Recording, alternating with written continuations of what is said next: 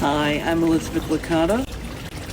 I'm been on Garden Walk Buffalo since 2001 or so, and I've been living in Allentown for about 20 years on North Girl Street, the great historic district of Allentown.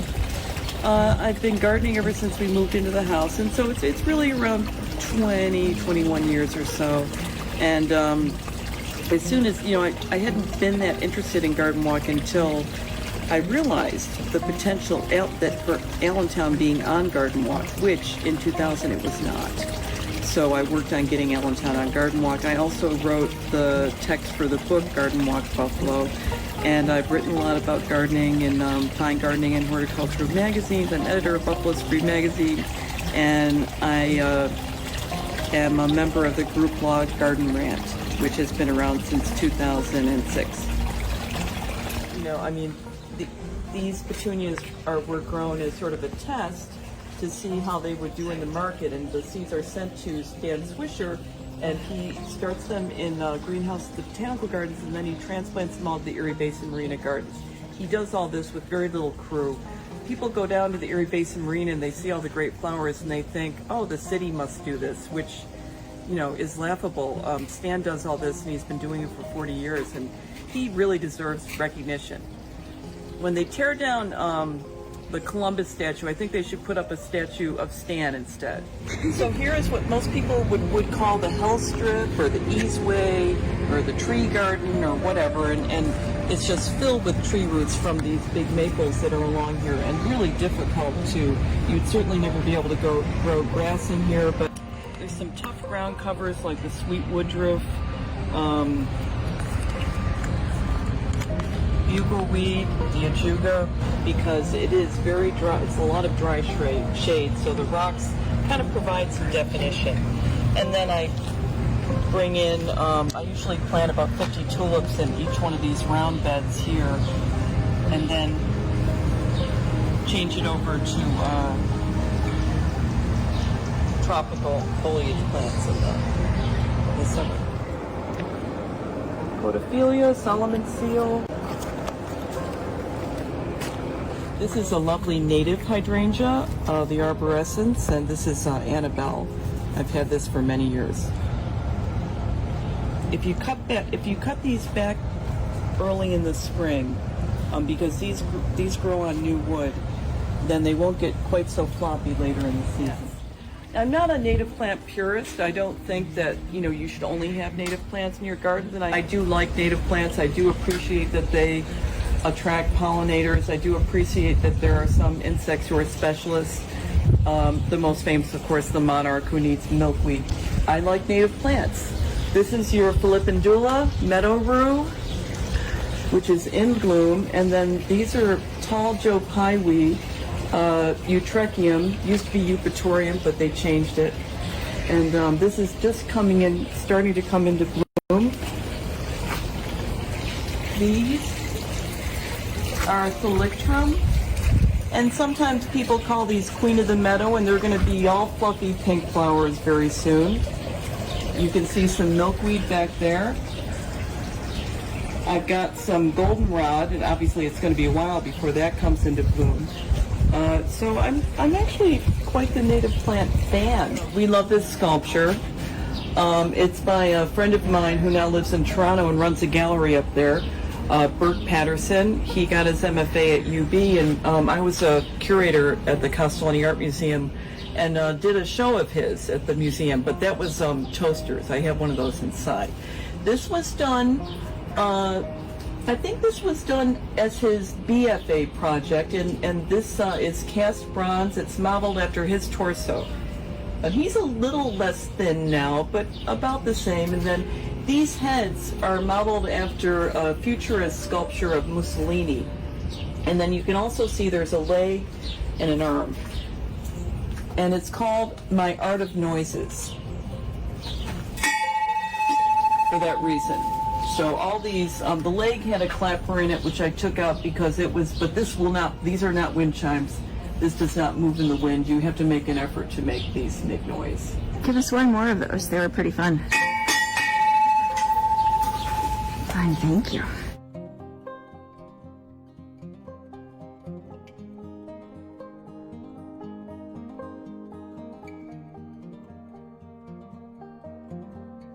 Hi, my name is Johanna Dominguez, and I am an Allentown resident living on Mariner Street, and would have been my third year on Garden Walk. I come from a very strong gardening family, and I actually own a garden-inspired gift shop called Put a Plant on It, which is opening up on August 1st on Elmwood, so big gardening fan. I personally like to focus a lot on pollinators and food. My family's also big farmers, so my garden is a mix of a food space but also a pollinator space.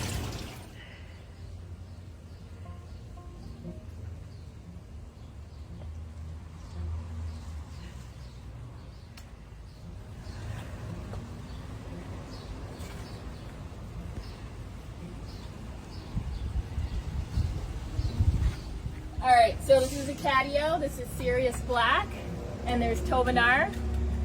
During Garden Walk, people usually come here and there's a treat jar and people feed them. There's actually 4 cats, could be 2. This is where I put a lot of my houseplants out during the summer because this tree, which is kind of cool, has been here probably as long as the house has been here. And it's a grafting gone wrong, so even though it looks like one tree, it's actually 2 different trees. This is a crab apple and this is an apple, and it provides so much excellent shade for the houseplants. So this is a Cissus discolor, also known as Rex begonia vine, and it's like absolutely amazing and magnificent with these gorgeous leaves. And then over here are some of my favorite genuses. It's the Anthurium. And all of these guys have super velvety leaves, besides my favorite because they're so big. But you can see how it's kind of velvety. Yeah. And this is a newer leaf, so it hasn't hardened off yet. This is one of the older leaves. Tell me about the art in your garden. Art, so that is a Eastern, hold on, no, let me get it. So the art in this garden is a crowned crane. I grew up in Africa, and that's one of the, it's like the country bird, official bird. And I got that there, and it used to be over here, but I actually like it better over there. And then the fountain over here is actually super, super cool. This was more or less here. The base of the fountain is all from an old fireplace that used to be in the house. And it was put together to be that pedestal, and then the head probably came off an old building. I haven't confirmed which one it came off of, but it was here, and it's just, kind of a cool piece. This is my planted fence. It's all annuals, and I try to switch it out every year and do something different. This year is Prison Shield, that got a little damage in the hailstorm, and Creeping Jenny. And I like the contrast of colors. I'm trying to think, I did break down how many plants it took to plant it, and I think it was 68 of plants in here, and I have to do that every year. And I like doing it, and I like switching it out. So this is my side garden. This is the second year that it is going. It was planted last year. It's still coming in, and so I do a lot of annuals to fill it in to make it look a little bit fuller as the perennials are coming up. And again, it's a focus on pollinator plants and native plants.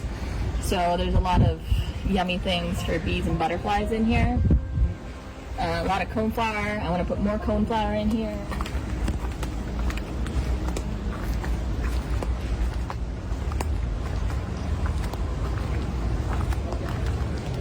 Is mostly, I would try and collect as many different kinds of milkweed as I can. And so I have the white milkweed, the tuberosa, and then there's some swamp milkweed back there and some swamp milkweed back there. And every morning I like to come out here and look for monarch butterflies, babies.